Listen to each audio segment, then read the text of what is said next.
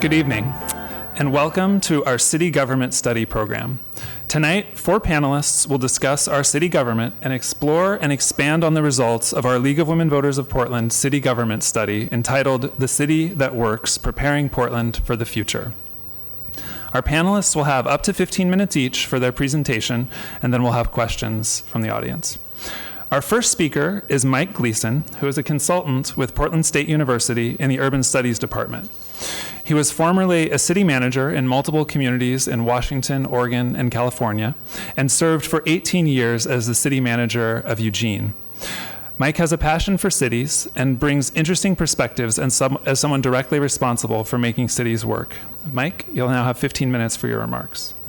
Thank you very much. I'm very honored. I don't think you're...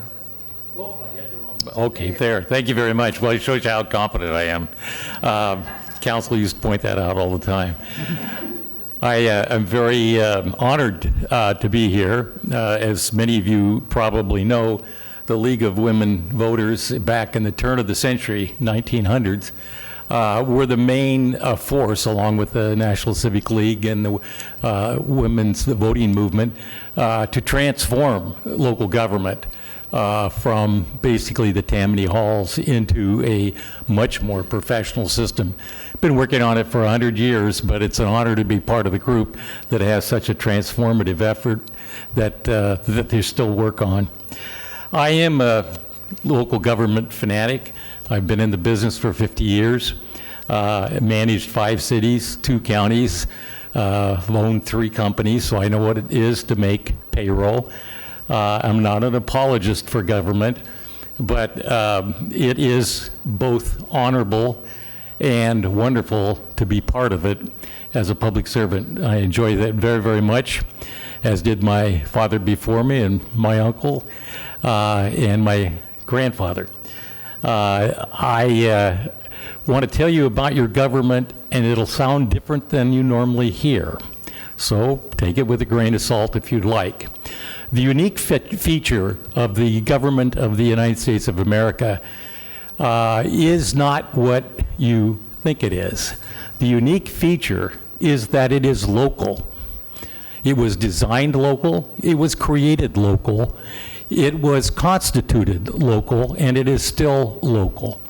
There are 90,000 governments in the United States, all of which are essentially sovereign, all of which are governed by elected officials who 95% of which receive no pay, are nonpartisan, and are neighbors, uncles, wives, whatever, that have run for office to serve their public for no other reason than they felt it was necessary.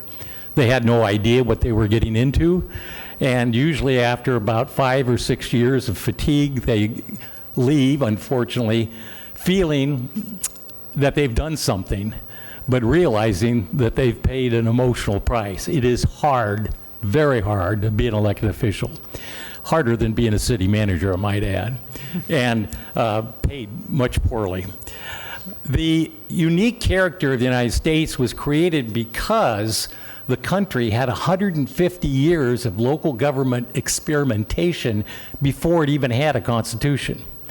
What we call the Colonial Period, which was neither a period nor colonial, there was an amalgamation of people that lived here on this continent, starting with about 50 million Native Americans. And then the next largest category of that turned out to be Spanish, and then French, and then German, and then Irish. The kind of the last of the group was the Brits. So it is not a government that was created by some ethos or some national system. It was the necessity to live in close proximity to each other. In order to have a civil society, you must have certain services, and those services must be public. They cannot be private, because in order to get a public service, it must be used by everybody. And therefore, you must have coercion to insist that people use it. And that is the police power. And the police power in the United States of America exists at the local level. Now, I don't want to use police. People immediately think about police officers. The police power is much broader than that. Basically, what is it compels you to use the service. Let me use an example. Back in the turn of the century, or before the turn of the century, we used to burn every city in the world to the ground about 4 or 5, well, usually about 10 years apart. There wasn't one Chicago fire, there were 20 Chicago fires. And finally, Boston decided that they would develop a fire department. And what it was a bunch of locals, mostly young men who like to fight fires and get drunk, and occasionally get in fights. And they would go and put out fires. And they got the idea of charging money to put out the fires. And so they'd say, well, your building will be under our protection if you want to pay us a certain amount of money. That very quickly turned into extortion. There were a few fires that were started that were unnecessary for advertising purposes, and allegedly somebody by the name of Benjamin Franklin said, wait a minute, there's got to be a better way to do that. Interestingly enough, the Fireman's Fund Insurance Company was a product of that. I won't go into the details. But at any rate, what I'm pointing out is the public service fighting fires needs to be a compelled service. You don't get to have your own fire department because of the consequences of tyrannical behavior that can occur to that. Nor do you get to opt out. You got to pay for it. That's the police power. That's local government. When people live in close proximity to each other, and it doesn't take a whole lot, usually less than about 50, you get 50 people in 1 acre, and you've got to deal with some public services. You get one person to 20 acres, and it isn't that big a deal. But garbage, sewer, all those other elements happen very quickly. The more density, the more government service. There are 81 products that you must have to live in a civil society, and if you don't get them, you will die. Now, that's not hyperbole. New Orleans had a big going out of business sale one day, and it took about, I think it took about 6 hours before people were dying in front of the world on the TV screen. They didn't get water. They didn't get medical treatment. They didn't have police protection. It all came apart at once. Now, I'm not suggesting that the federal and state governments are insignificant. They are significant. They're a very important part of the system, but they are not the crux of the system. They are, in fact, supported by the system. They were designed to only have those powers which were granted by local government. They created states in order to create the conversation. The states didn't exist before the national, nor did they exist before local. It was the local communities that basically realized that after 150 years of doing it themselves, due to a civil war, or actually a world war that the Brits had won mostly, and now all of a sudden decided that they wanted these people living in this area to pay back some of the expenses. The Americans, being traditional about not wanting to pay for anything, told them no, and hence started a pretty big fight. And that fight, the basic spirit of the American system was, we can do it ourselves, leave us alone. And that's still the basic belief system of the American tradition.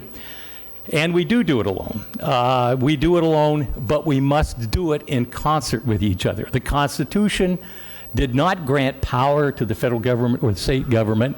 It simply created an architecture that would give us the maximum capacity to live in each other's close proximity and have a civic society with the minimum amount of intervention. That was the trade-off, and that's what the whole Constitution is written about. And that's why de Tocqueville, when he came wandering through in the 1820s, said, my God, I've never seen anything like this. Everybody's got a government, everybody's got an opinion, and everybody's got influence. This is amazing. And to this day, that is exactly how it works. I have, you've probably heard the quote from Tip O'Neill, a great Speaker of the House, who said, all politics is local. And he is absolutely right. In the United States of America, everything begins and ends at the local level. Well, these 81 services provided by 90,000 governments can be provided both efficiently or inefficiently. There's nothing inherently inefficient in the form of government. That is a shibboleth, a piece of nonsense that has crept into our culture, that the private side is the paragon of efficiency and the public side are a bunch of nitwits and creeps that are just stealing money from each other. That is nonsense. You can be efficient. It is a public choice, and it is a choice that must be made by the governing board first, not by the city manager. The governing board must choose that efficiency is one of those things that they worry about, and they have to insist that the organization produces it. There is also another element in the question of efficiency, and that's effectiveness. Now, effectiveness is doing the right thing. Let's say that you, and efficiency is doing the things correctly, best possible method. So if you had a buggy whip company and you just had that company working like you couldn't believe, it could produce buggy whips for $4.27, and we used to be able to sell them for $15, and we're just making money hand over fist, and it's just almost unbelievable. And all of a sudden, there are no buggy whip markets.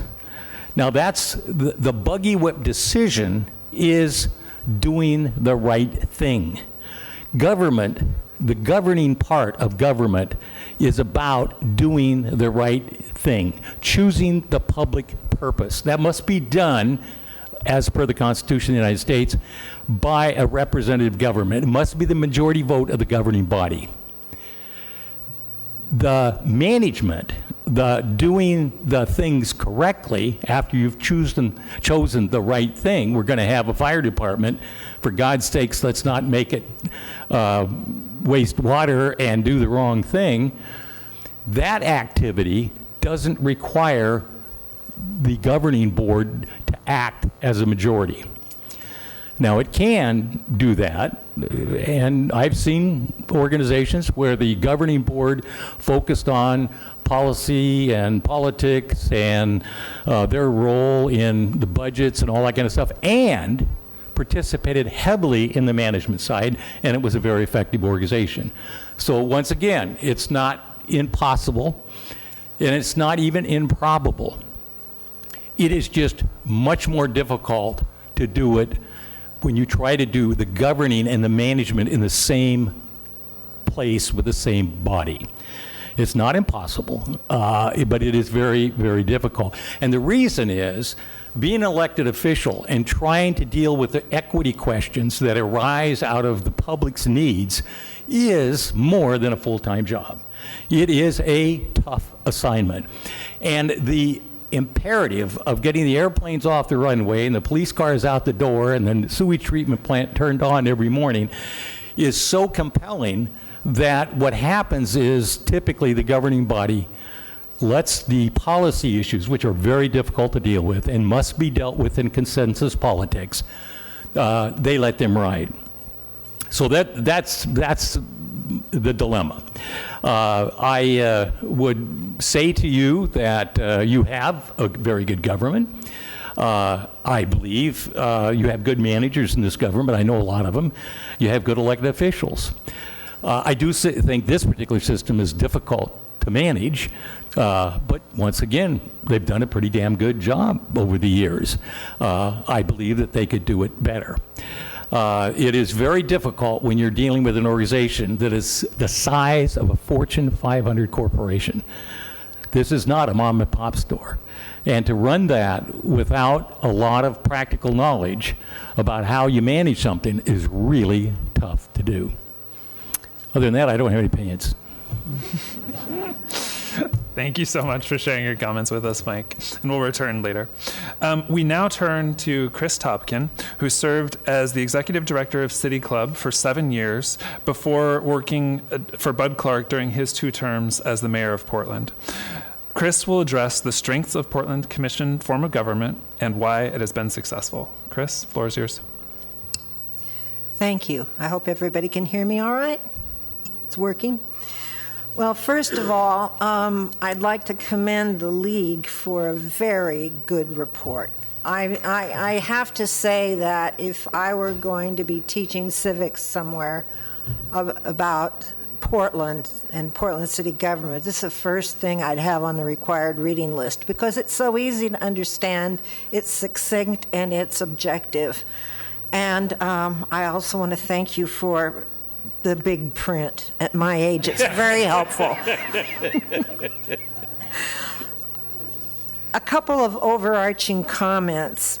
First of all, in my view, the form of government does not cure social problems that are found in every large American city. Homelessness, racism, economic inequality, drug problems. If you look in the League's report and you look at the comparison of cities, you find that Seattle, Portland, San Francisco all have the same problems, and they each have a different form of local city government. So if you're expecting that the form of government will cure your problems, you're looking in the wrong place, because that's not going to help. Second, the quality and the commitment of the people who run for mayor and council is, to me, more important than the form of government they're running for. And I'm talking about placing the common good above personal or political ambition, willing to listen, to be open and transparent, willing to do the work and not just hold the title, willing to cooperate and compromise with fellow council members to achieve common goals. If you don't have that kind of person running for office, I don't care what kind of government seat they're holding, you're not going to get a good work product from that person. I worked for Mayor Bud Clark through his 2 terms of office from 1985 to 1992. Prior to that, I worked for the City Club of Portland, and so I have a combined maybe 10, 18 years of experience looking at the city from the citizen point of view at the City Club and from the governing point of view. Now, it was a while back, so my perspective you might call historic here.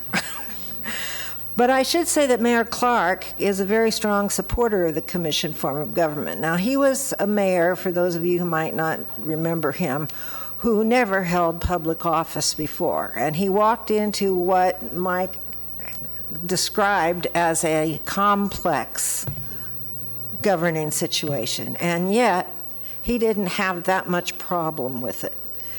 And that is something that, again, I attribute to his ability to learn and his innate ability to communicate, compromise, and cooperate. And so in discussing, I've been asked to talk about the strengths of the commission form of government, and so I feel like I'm walking into the lion's den here with some of you, but let's start first with the end product. A livable city is the commission form of government in Portland for the last, 1913, so the last 106 years or so. Has it produced a livable city? In 2018, Portland was the 25th most populated city in the United States. According to the Wallet Hub ranking of America's 62 largest cities, Portland is the 7th best big city to live in. Portland gets top marks for quality of life, education, and health. It gets slightly lower marks for affordability and safety. For the past 5 years, Forbes has ranked Portland in the top 5 cities for business, which means jobs. Compared to Seattle and San Francisco, Portland remains a city where there are more homeowners than renters, although that gap is closing. And the city's bond rating remains high and is considered by its peers to be well managed financially, according to the League's report here on page 15. Now, in concert with what Mike was talking about, a great deal of Portland's livability is due to the level of coordination and cooperation between the City of Portland, Multnomah County, Metro, and TriMet. Much of what makes Portland a livable city traces back to the 1970s and the state of Oregon's strong land use planning system, which gave birth to Metro, and the tri-county planning that has occurred since. And Portland the city of Portland is a large part of that, but we don't do it by ourselves. Portland is not, the city itself is not alone responsible for the quality of life here, and its form of government should not be evaluated in a vacuum. If you look only at what makes Portland work, and you're looking only at fire, water, sewer, police, housing, you're not going to get the full picture of why this is a good place to live. Multnomah County itself is responsible for health, not the city of Portland. The city of Portland isn't responsible for the school system, and yet none of these entities exist in a vacuum or work in a vacuum. So you're looking at an extraordinary, when you look at a livable city, you're looking at an extraordinary level of intergovernmental cooperation. We don't see a lot of fighting around here, thank goodness, because we have enough at the federal level. So, given that, is this commission form of government working? Are Portlanders unhappy with the commission form, with the city that they live in? Well, since 1913, there have been 8 attempts to change it, and all of them failed by substantial margins. So if the commission form were failing to deliver services or improve livability, if it fostered crime and corruption, if the majority of Portlanders over the past century believe they were not being heard or their needs were not being met, they have had many opportunities to change it, and they have chosen not to do so. So, in the opinion of the electorate, it ain't that broke. Now, some of the strengths of the commission form that might contribute to the fact that people aren't that unhappy with it is that the city, rather than being divided into political districts, it's actually unified by its 95 neighborhood associations and 7 neighborhood district coalitions. And by unified, I mean there is a uniform form of citizen participation available in a structured form to every person who lives here, whether they're a homeowner or a renter. Now, I know Commissioner Udaley has taken it on to make some changes in how people participate in that system, but the fact is that because there are no districts, the city's citizens have unified as a voice. Part of that came from the state of Oregon's land use planning system that gave neighborhood associations a voice. And they come directly to the city council for that. They don't go through political organizations, they don't go through any kind of a bureaucratic system. They are direct participants when they want to be. So in the early 1970s, Mayor Goldschmidt created the Office of Neighborhood Associations as a coordinating point for citizen participation, and it has succeeded in some cases, some years better than others, but it is still held together after all this time. And I would argue that part of Portland's livability is its neighborhood association system's role in preserving the unique character of the city, because people fight for where they live, what they like about it, and they fight to change what they don't like about it. And their voices are heard. And the commission form, I think, because the fact that there are no districts, it does foster opportunities for direct citizen participation. It also requires city council members to get to know the entire city if they're going to do a good job with the bureaus in their portfolios, because they are forced to take a citywide view. Even if they were elected from nonpartisan geographic districts and came to the commission, they would still, under the commission form of government, take the direct view of the entire city, not just the district they were elected from. Now, they're directly responsible for the bureaus in their portfolio. They don't go to a city manager. And it's true, they have both legislative and administrative functions. But a bureau director in another form of government might be insulated from the elected official by a city manager who takes the heat.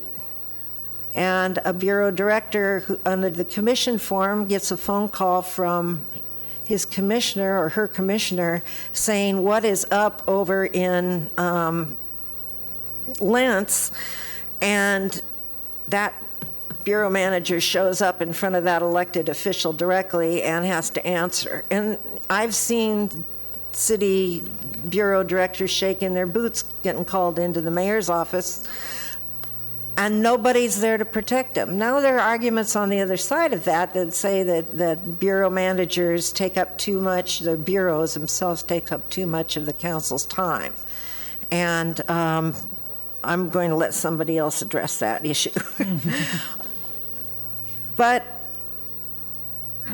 if the city council were purely a legislative body, their influence over the delivery of services would be limited to goal setting, policy making, and budget approval.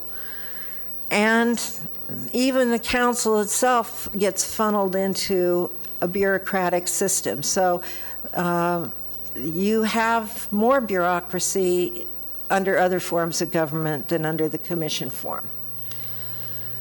Now, because in Portland there are the mayor and the council, there's 5 people sitting up there doing all this work, legislative and administration, you don't see the constant power struggles between the legislative and executive branches that you see in other forms of government. They have to do both jobs. They can't fight. That would be like arguing with yourself in the mirror. It doesn't work very well. And this is not true even in a strong mayor form of government, where a lot of power rests with that one person and the council is kind of secondary. So the commission form is an odd blend of balancing power. And it can be very frustrating from the mayor's point of view, because that mayor is the face of the city, and the people know that person's name whether they know their council members' names, and they blame the mayor for everything, even if the mayor has no power to do a thing about it. And in a strong mayor form of government, you have a mayor who can do something about everything, but you also run the risk of abuse of power and political corruption and sometimes very biased views. Portland has the ability to set long-range planning and goals. It's a matter of will. It's not the effectiveness at long-range planning and policy-making, goal-setting is not so much due to the form of government as it is due to the will of the people and the people they elect to do so. if you want a good future for your city, you have to pay attention to what's going on. If you don't think that you're looking far enough down the road, you have to tell your elected officials that. That wouldn't matter what form of government you were looking at. You would still, as a citizen, look down and say, well, if we are expecting to take 25% of the population growth, and this is in the City of Portland's current plan, to take 25% of the population growth between now and 2035, and that's the population growth in the 7 surrounding, Multnomah and the other 6 surrounding counties, that you better darn well plan for it if you're looking that far down the road, and that's what you expect.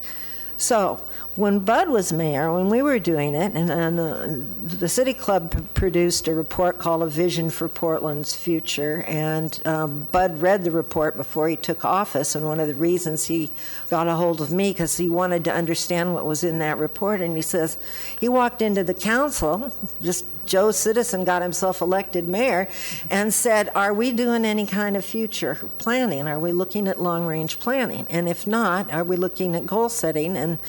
And we set up a goal-setting session, and Earl Blumenauer was on the city council then. And Earl taught everybody how to collect their votes and put them all under their top priority. He's really good at that, by the way, which is why he's in Congress, I think. We had people participating from citizens, from the bureaus. The city council members were sitting around debating each other on what was more important. But the point was that if you have a will to do it, there's a way to do it. You simply set it as a priority. So I would argue that the commission form of government by itself does not inhibit or preclude long-range planning and goal setting. You can set standards. I would concede that the council could spend more time doing that, and probably should spend more time doing that, because life is getting awfully complex out there. But the form of government itself doesn't preclude that. And then again, there's nothing in the commission form of government that precludes it from accommodating changes in practices. You don't have to change the form of government to change your administrative practices, to change your policies. For example, public values changed from the 1970s and 80s, the need for more citizen participation. And open meeting laws were passed, and that changed. You don't do business in the back doors. You don't do it in the bar, the Congress Hotel, like that used to happen years ago. It's, so values change, the public's expectations change, so can and does the government. Thank you so much, Chris. We really appreciate it. And we'll return in the questions in a little bit. So our next panelist is Julia DeGraw, who is the Executive Director of Portland Forward and formerly an environmental and community organizer for nearly 15 years. Julia ran for city council, and one of the issues that came up time and again for her has been around structure of city government, as I'm sure she'll get into. At Portland Forward, she is working on a variety of local issues, including restructuring of city government and changing our city's elections and governance systems to better represent and serve all Portlanders. Julia, you'll have 15 minutes to speak. Thank you so much for that. I think, is your mic on? All right. Thank you so much for that introduction. And thank you, League of Women Voters, for hosting this event and for publishing this report. I fully agree about the quality of this report, the fact that it's extremely easy to understand. And I really love that you start by giving a broad context of what is a city? What does it mean to have a good city? And I think that's a really important distinction and a really good way to approach this issue. And I really also like your remarks earlier. Politically, I've always been really engaged politically, and in 2016, that election specifically, really woke me up to the fact that local is where it's at. I was really tracking at the federal level, sometimes state, a little tiny bit local maybe, and I just suddenly realized, oh my gosh, all the power and all the real life-changing policies that we need to be working on and passing are all happening at the local level. And frankly, for the time being have to happen at the local level. So that was a wonderful primer on the history of cities. And I will, I agree with you. It feels kind of like walking into the lion's den a little bit. People are like, it's all, City Club publishes a report about the problems with the commission form of government, and it's really, and I campaigned on this issue. And I think the more that people learn about the existing form of government, the more that it really doesn't make sense to them. And I can say that from having run a campaign for public office, a very grassroots campaign. We knocked on a lot of doors, and we knocked on the doors of really regular citizens. We didn't target just Democrats or likely voters.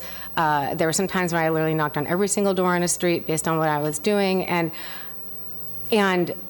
from all of my volunteers and all the doors that I knocked, in just a 2-minute conversation, when you explain to folks that in the history of the city of Portland, the vast majority of our elected officials have been wealthy, white men from the west side of town, because they're the ones that can afford to run a citywide race and win. That is an outcome of this system. And the commission form of government requires, really, that people be at large, because you don't want to assign a district elected official, a citywide bureau. I get, that could lead to some issues, for sure. So that first part kind of blows people's mind. They're like, wait, I don't have a district? There's some education that has to go on there. And then you get to the second part, where once they're elected into office, regardless of what they campaigned on or what their skill set is, the mayor assigns them a bureau. And now they're running a bureau. And people's eyes get kind of big. They're like, wait, what? And I understand that that's a very simplistic way of putting it, but the bottom line is, the Galveston model, this historic model of governance, the commission form of government, was born out of a natural disaster, and also an era in which cities were not run in a particularly professional or non-corrupt manner, right? And there was a massive hurricane in Galveston, and the point of the commission form of government was, we've got to rebuild this city. We need to consolidate power in the hands of a small number of commissioners who are experts at fixing something, right? At fixing the city, rebuilding the city. And it became kind of a fad, right? There were cities all across the country that were like, let's try this new form of government. Maybe it'll be better than this corrupt thing that we've been doing before. And the city of Portland was kind of at the end of that fad when we adopted it, and it only passed on a narrow margin. If you look at that in the report, it barely passed. And we've been, as I think Amanda Manhara said this from the City Club of Portland report, it passed by the skin of its teeth, and we've been stuck with it ever since, was how she put it. And I'm going to be generous and say that it is entirely possible that there was an era in this city in which the commission form of government served us well. There might have been a period of time when something good came out of that consolidation of power and ability to do something big and bold quickly. But the situation we're in now, in which we have an exploding population, and we have these problems that have grown to an actual crisis level, right? The housing crisis, and I understand that, as was pointed out, we have a housing crisis in San Francisco and in Seattle and other places. This is not like a Portland unique situation. However, we could have especially seen some of these problems coming down the road in terms of the population growth, and especially when it comes to transportation and congestion and things like that. There's policies we could have been looking at in the 90s that were really forward-thinking, that could have mitigated some of the challenges we're facing right now. In the commission form of government, the way that it operates in practice is it doesn't incentivize that long-term future thinking. Once you get into office, and Steve Novick talks about this in the report, once you get into office as an elected official, even if you campaigned on a citywide platform and you personally care about the whole city, once you get into office and you're assigned your bureaus, it's tunnel vision. The bureaus are all there is for you. You get kind of turfy with it. Folks compete for resources for their bureaus. And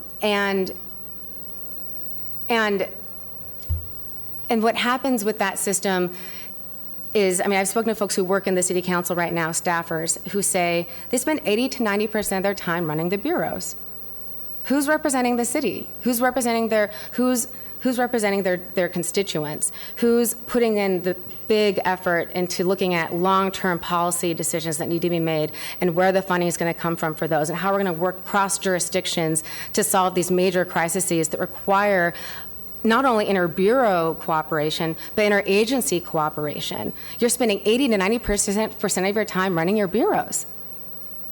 I mean, and that's real because we're in a crisis, right? So of course they're spending a lot of time running their bureaus, and the system doesn't exactly set up someone who's not trained on how to run a bureau to know how to run a bureau, right? And it's like, and I agree that while someone might be shaking in their boots if they have to come and speak to their commissioner because something's wrong, but if that commissioner isn't an expert in how to solve that problem or manage the manager, you know, what is the outcome of that going to be? So I think that we really need to look strongly at coming up with a system that does have some more professional support for running the city. I think it's necessary, and right now, the way things are in the city of Portland and the way people are feeling and the lack of trust that we have in our current form of government, that was one of the requirements here we talked about in the City Club report. How people feel about their government matters. And if you look at the election results, you know, east of 82nd, I live east of 82nd. I campaigned on this issue on a $30,000 budget, tiny. I got about 32% of the vote, and which is about 39,000 votes. And east of 82nd Avenue, I ran against an incumbent, correct? You know, at east of 82nd Avenue, I got my incumbent below 52%. And I won 5 of those precincts, and in one precinct that didn't apply. So east of 82nd Avenue, it is clear that people do not think this form of government is serving them and that it works for them anymore, if it frankly ever did. You know, and I grew up visiting my grandparents in Montevilla, and the unpaved roads are still unpaved. I live in Montevilla now, right? It's a time capsule of Portland of 1970 in some ways. And I think that if we had geographic representation the last 30 years, we'd probably have better outcomes in East Portland. And I think the other thing we have to look at, and I led with this early on, we have to change how we vote. The council, I talked earlier about how it's been mostly wealthy white men from the rich part of town that have been elected to the city council. In addition to needing geographic representation, which means creating districts, which means we have to get rid of the commission form of government because that is not going to work with geographical representation, means we also need to expand the size of the council. 5 people representing a city of over 600,000 folks is off the charts out of whack for every other major city in the United States of America. We need to be closer to 12 to 13 representatives in order to have enough folks in office to represent the people who live in this city. I realize that's a really big change. 9 city council members would be a significant improvement. But this means that we need to change how we vote. So the other thing I wanted to bring up, in addition to geographical districting, which will help at least ensure that we have folks who are representing every area of the city, is we should really consider how do we get at diversity, because we're still a very white city. There's about 16% of the city that is non-white population. If we stand at, there's a really amazing report that came out from the Sightline Institute on this specific topic, which is that in a city like Portland, where you don't have any particular geographic area where there's a higher concentration of folks who aren't white, it's beneficial to look at the concept of having multiple member districts. Because what will happen is you're more likely to be able to get women and Black and Indigenous folks and people of color elected into office when you have multiple member districts. It's just a probability exercise on some level. And the other thing to consider, and this is like the last gigantic, I know we're asking for a lot of change, but I'm going to get to why I think slow walking this or doing very small incremental change isn't an option. I'll kind of end on that note. But the other thing to consider in terms of changing how we elect people is changing this winner-take-all system. Ranked choice voting and star voting, which is very new but similar to ranked choice voting, eliminates the need for having two elections. It automatically expresses the will of voters, and it ranks people in the order in which they're preferred. It's more democratic, and it's more accurate to the will of the people. And there's a lot of places in America that do this. This is not some foreign concept. It's done in a lot of municipalities. And through ranked choice voting, you're removing even another bar from running for office. You're lowering the bar from running for office for ordinary people because it means you only have to run one election. You know, I ran in a primary, and if I'd gotten through to the runoff, I would have needed to run in the general. I had to leave my job to run for office. Like that would have really been a challenge for me. And for anybody who's a parent or a working person, most ordinary folks who really represent the people of our city, are really not able to run for office under the existing system. If you create districts, it's less expensive to run. The public financing that we have is going to be very helpful for them. And then if we were to change how we vote, so we have ranked choice voting and you only have to have that one election cycle, those are absolute game changers for making running for office more accessible for people and increasing representation. And that representation matters. The way that the commission form of government operates, while I totally agree, if you have like the perfect people in office, maybe it works better. But the tendency under the commission form of government, because it consolidates power, is that they make policy decisions without consulting the impacted community, without doing a very inclusive and equitable process, and you end up with policies that often have unintended consequences that don't end up really serving the communities that they aimed to serve. If you have a more representative form of government with people who are elected, who are directly spending their time legislating and directly representing their constituents, you're much more likely to end up with policies that include impacted communities in the decision-making and end up with policies that actually work for the communities they're meant to serve. And yes, that's going to slow down the process of policymaking, absolutely, but I think it's going to lead to better outcomes and smarter policies that better serve our communities. And I think we also need to change the form of government in order to get us out of these silos where elected officials are just focused on their bureaus, so we can start coming up with the long-term vision solutions that are necessary to solve the biggest crises we're facing right now with climate change and housing. I think I've made most of the points here. I just wanted to end by saying that the process matters here, especially at this point, the way that policies are made, and even when something is done well in the commission form of government, it's because you have one leader who's making really good decisions. We're a really white city. A lot of folks come into power through a lot of white privilege.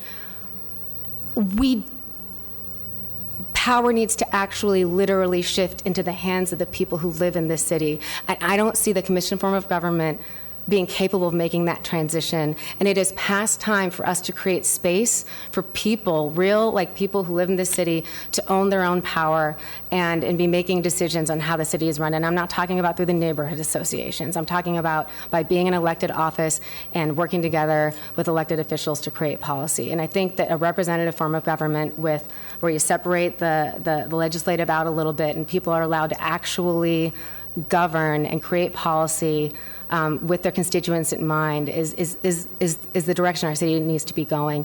And moving into this charter review process is the perfect time for our communities to get together to start discussing what kind of government we want to see for ourselves. I think that Portland is going to look a little different than San Francisco, than to Seattle, but I think we should look at what other folks are doing, see what we think will work for us, have an inclusive, just, equitable process for coming up with what that looks like, and be ready to take it to the ballot if we need to, and certainly use that to influence the 2021 charter review process. Thank you, Julia.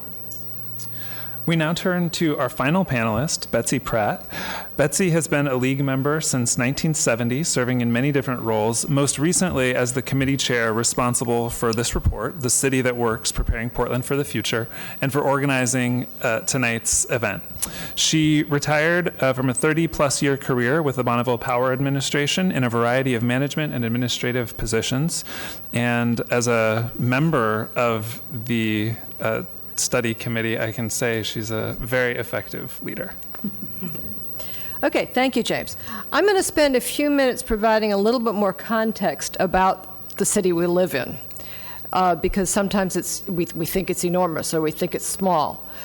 So I spent a little bit of time looking at budget information based on what was published a couple of years ago, because that was the most reliable data I had.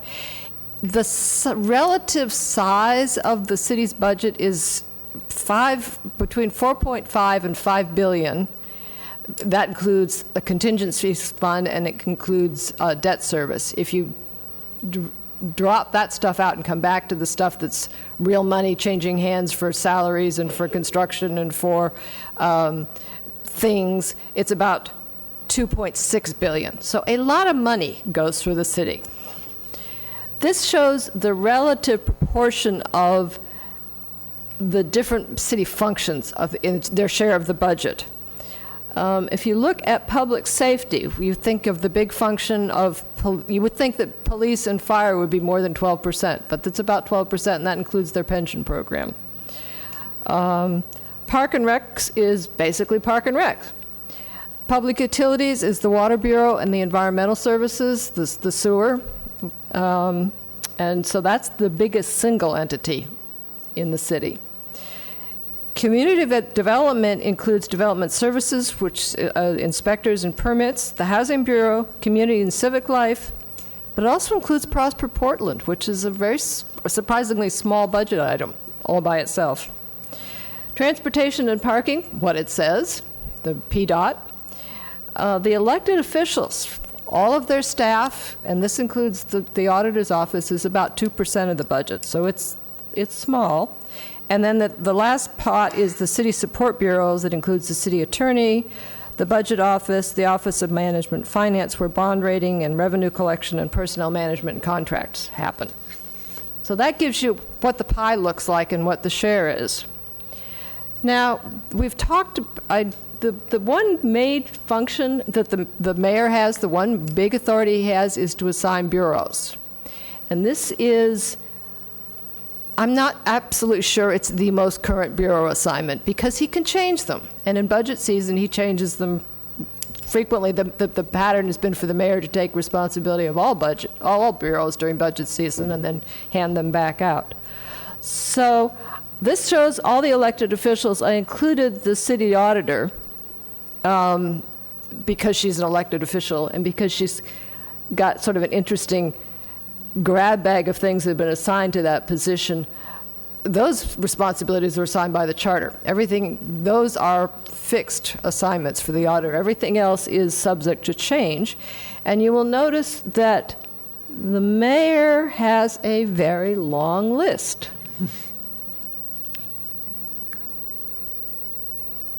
So the number of assigned bureaus varies greatly by commissioner. And when you look at the other thing I will point out is if you're at the very top, above each commissioner's name, there is a position title: the Commissioner of Public Utilities, the Commissioner of Public Works, the Commissioner of Public Affairs. Those titles are from the charter, and they don't have a whole lot to do with their actual bureau assignments. But you've elected somebody to be the Commissioner of Public Safety, whether or not that person is responsible for public safety. There are a number of oddities in the charter. Okay, so then I went and looked at how the bureau assignments budgets match up by commissioner. And again, the mayor has, well, a third of the budget based on what he's responsible for. All of that long list of auditor services is only 1% of the budget, so they're busy, but not very expensive.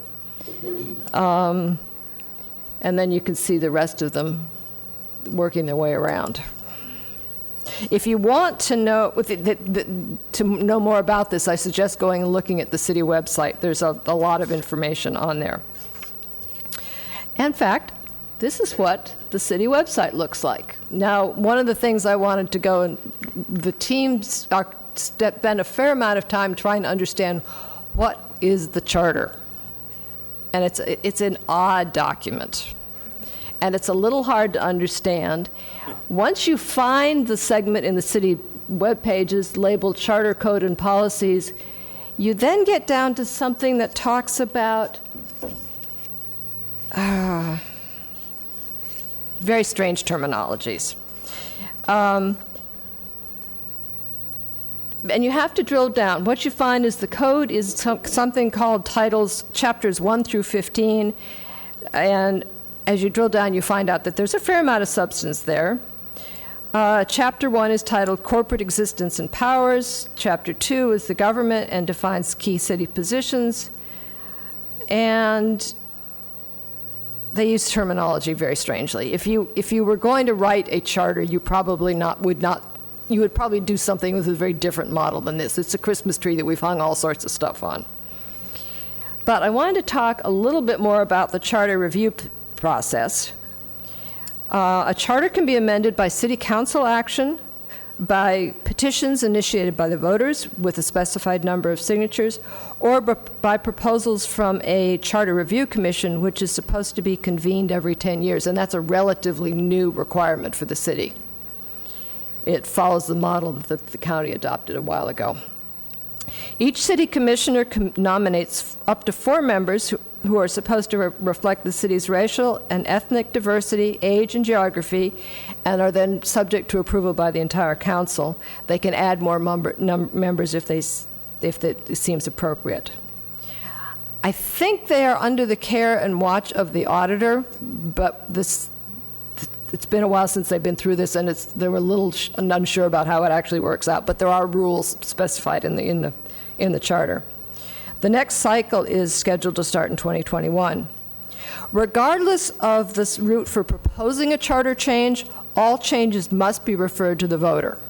So the city council can come up with a concept, voters can come up with a concept, the Charter Review Commission can come up with concepts, but they will come back to the voters for actual approval, and won't happen until we decide that, yes, that makes sense. The other thing that I will share with you, and I didn't do a chart because it occurred to me a little bit late, we think of Portland as a relatively small city. It's as big as Denver and Seattle now, and it's bigger than Minneapolis and Pittsburgh in terms of population, and the budgets are sort of proportionate as well. So we are not a small city anymore. And the other thing that is of interest, or I found surprising, is big cities have almost a 50-50 split between renters and property owners. And Portland is at about 50-50 split now. So we think of ourselves as being the city of single-family homes, but there are a lot of renters, and more popping in up every day. Okay, so that was what I wanted to share. Before we go on to questions, I want to introduce the team responsible for this evening's event and for the report. You've already met me and James. So let me introduce the rest, and if you're here, please stand. Doreen Binder, wave. You can wave. And if you don't know Doreen Binder, you haven't lived in Portland long enough, because she seems to know everybody. Linda Mantell, I think, couldn't be here. Marion McNamara is back there. Frances Moore, I saw. Nadine Rosen, Janet Ewell, and we also got great support from Margaret Knoll, Vincenzo Scarpacci, Debbie Kay, and Ted Kay, and probably other people that I didn't know to mention, but thank you, everybody. I'm also grateful, well,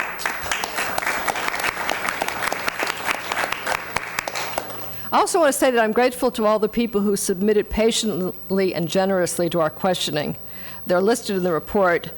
If anybody is here, I'd be pleased to recognize you. Mike, yes, was a gem. Mary Hill Caballero the city auditor thought she would be here. I'm not sure that was possible. She's also a league member. And so now we'll go to questions.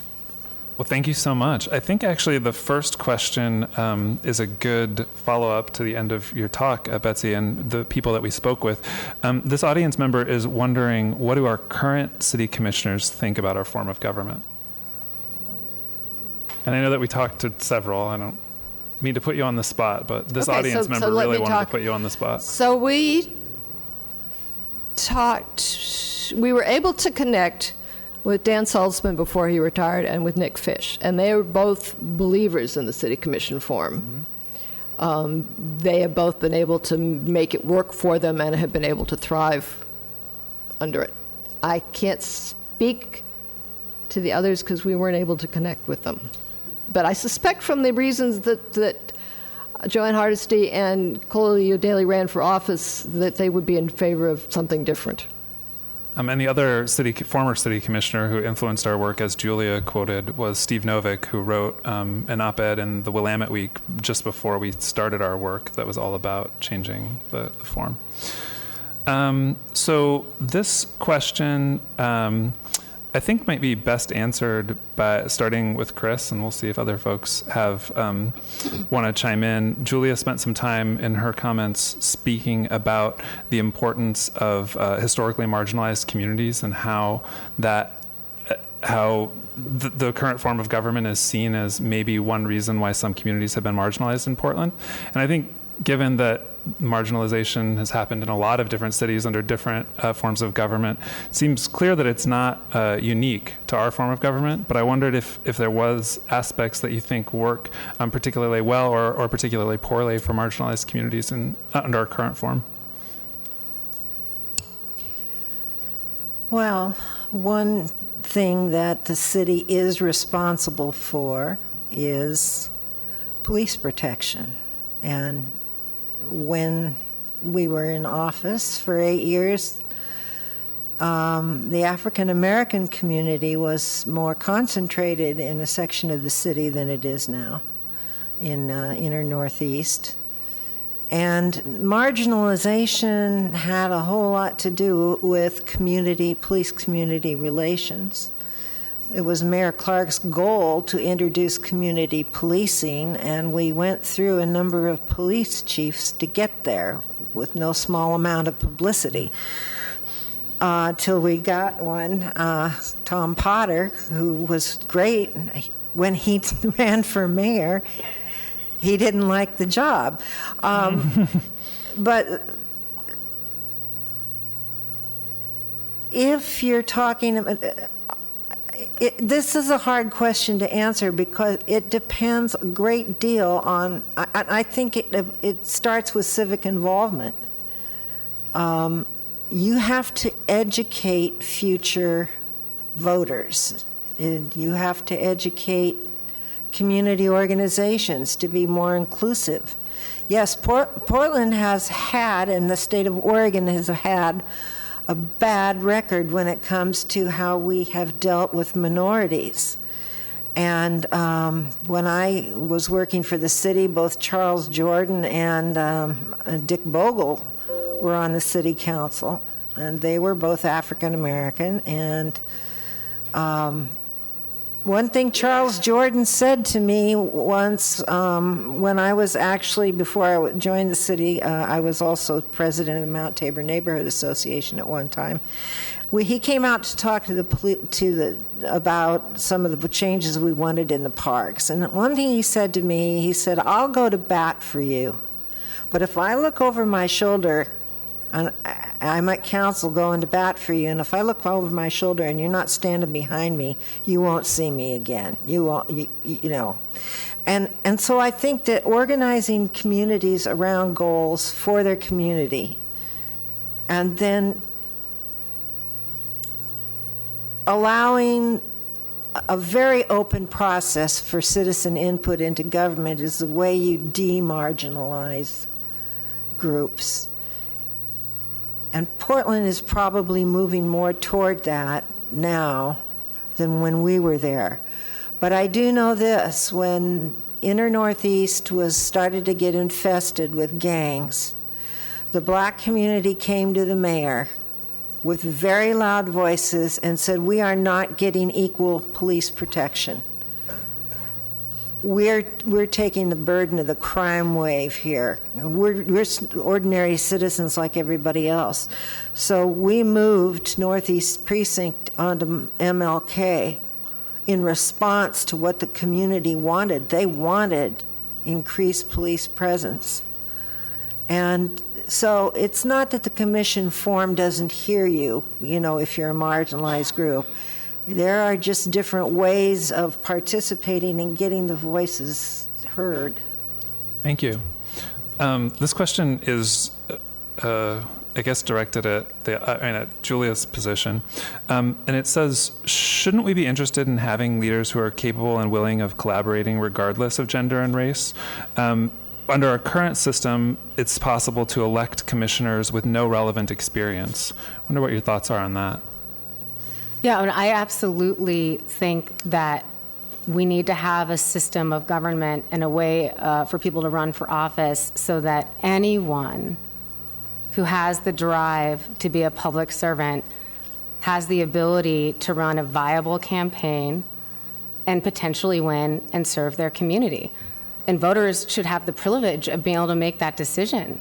That's what it comes down to. And what has happened, and when we talk about marginalization, is there are these institutional barriers that make it completely unrealistic for most folks who aren't what we've historically seen on city council to run for office and run viable campaigns. Joanne Hardesty actually talked about the fact that she's the exception to the rule, right? It's like just because she won this citywide election doesn't mean, oh, problem solved, like that large election system can be okay. It's like, no, she had to be, as is true with a lot of women of color, like significantly more qualified and run a harder campaign and be 10 times better, right? So when we talk about creating systems that are just and inclusive, it's not about saying someone is good because they are from a marginalized community.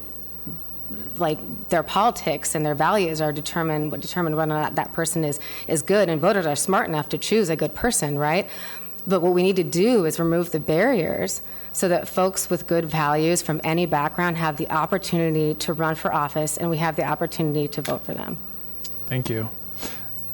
This question is actually for Mike. So somebody's wondering, if we were to switch to a city manager type of form in Portland, how affected is the city manager then by political considerations? Are we just moving the politics from the current councilors to the city manager? Well, let me start by saying that it's called the council manager form of government, not city manager. That's an important distinction. The city manager, the role, chief executive officer, is about serving the public through the council. The manager organizes the institution to perform the tasks that the council and mayor have chosen by a majority will. The manager works for the majority of the council, not for, quote, the citizens. The citizens is represented by the majority will. The design was designed to make it possible for people who were not experts in fire or airports or whatever to be able to govern large institutions and be supported in that government so that they could make quality decisions and not have to be full-time experts in other areas. So that distinction is very important. And of course, one of the key roles that a manager has to make under the charter, and the charter, for those of you that aren't aware, is kind of the Constitution, and then there's a whole bunch of laws that are ordinances that are written by the council that actually have the force of law, and then there's a bunch of administrative practices that the council, policies and practices that the council adopts that directs the management. So they are not eliminated from nor terminated from management. They are still very much in the management system. They just have to approach it as a majority as opposed to individuals. And that's the primary distinction. Politics gets a bad name. Politics is the alternative to violence. There's nothing wrong with politics. I don't care how ugly it gets. It is beautiful compared to the alternative. It is the way we reconcile unreconcilable issues. And the way you do that is you keep on talking. Now, there's always organizational politics. I don't care what institution, private, public, whatever.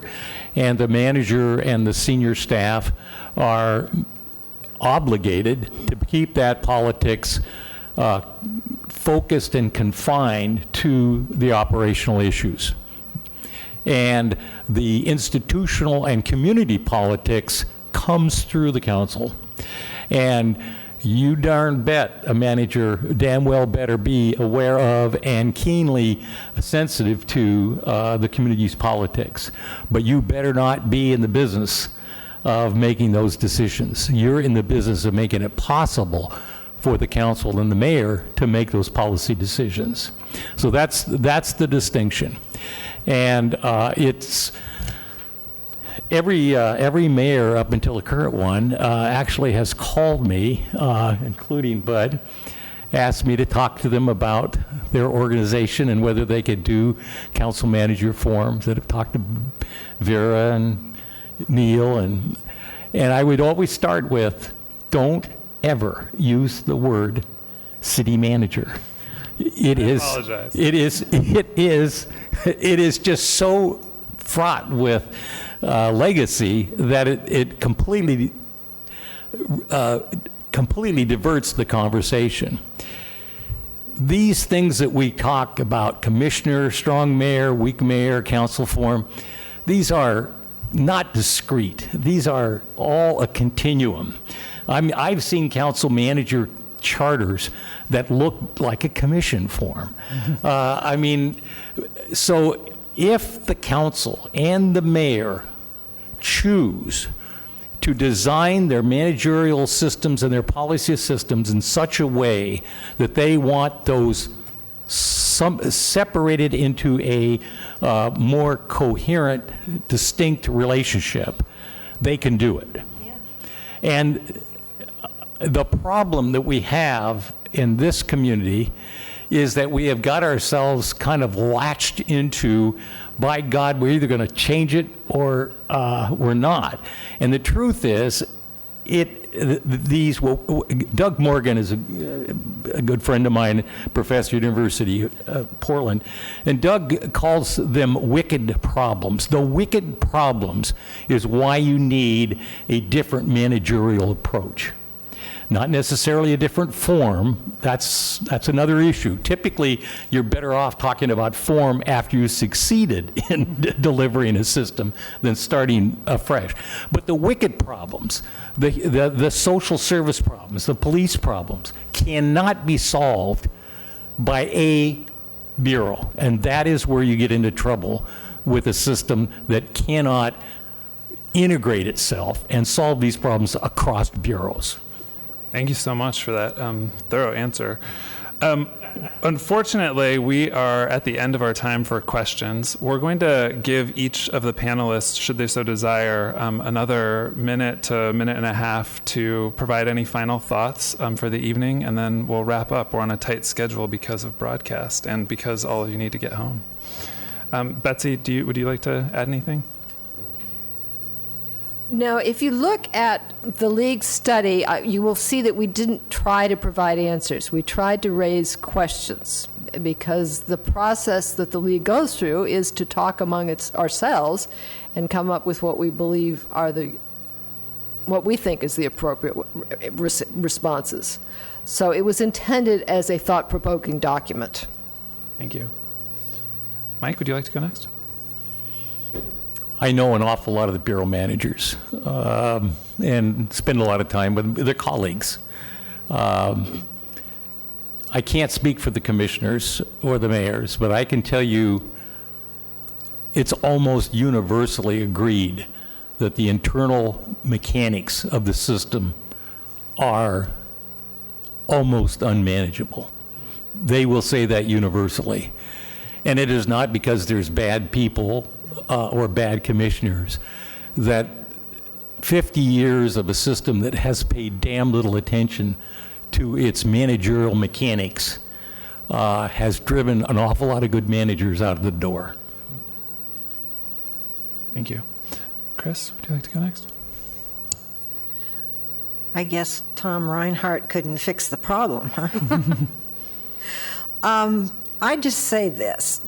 Whether or not we change the form of government in Portland, I think it's really important to prepare citizens to run for office in a city that they love and that they want to make, better, improve. And since Portland's form of government is so unique, it's probably would be very helpful to ordinary citizens and people seeking to run for office to have a handbook about it, because we've heard mentioned people who are elected and tossed into a job they had no idea they were running for.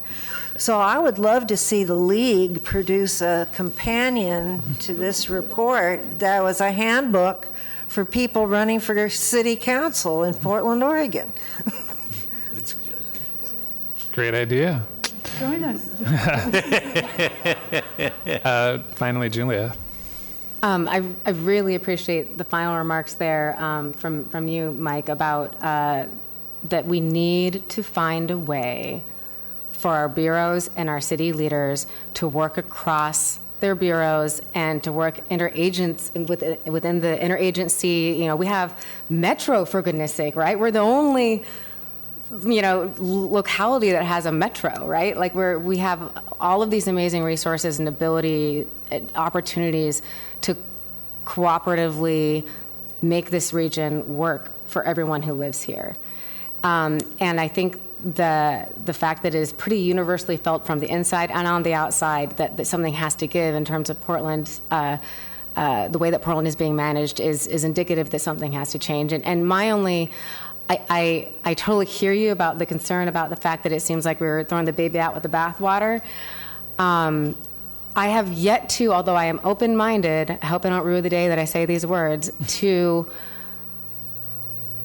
hear a solution that doesn't require this level of system change. But I don't understand, I can't envision a world in which an existing system with this level of entrenched power is going to change itself. I can't wrap, we've got Joanne Hardesty and Chloe Daly in there, and I don't think Ted Wheeler is a fan of the system. It's not fun for him.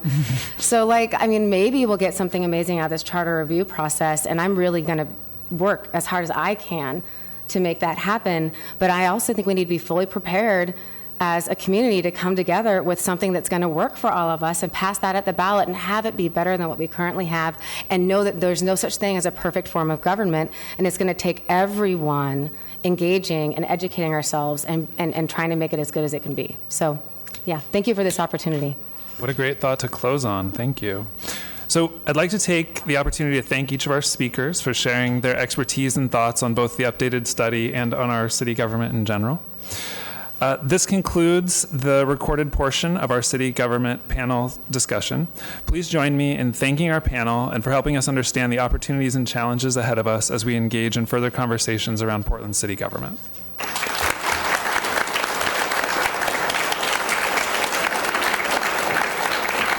A pleasure. We thank our speakers, the audience members, thank you for attending, and volunteers for their support in making this program possible. This program was sponsored by the League of Women Voters of Portland Education Fund, the Multnomah Bar Foundation, and the Carol and Velma Sailing Foundation. We also thank Multnomah County for the use of their boardroom. Metro East Community Media will rebroadcast tonight's discussion, and it will also be available on our website at LWVPDX.org. Thank you so much for attending.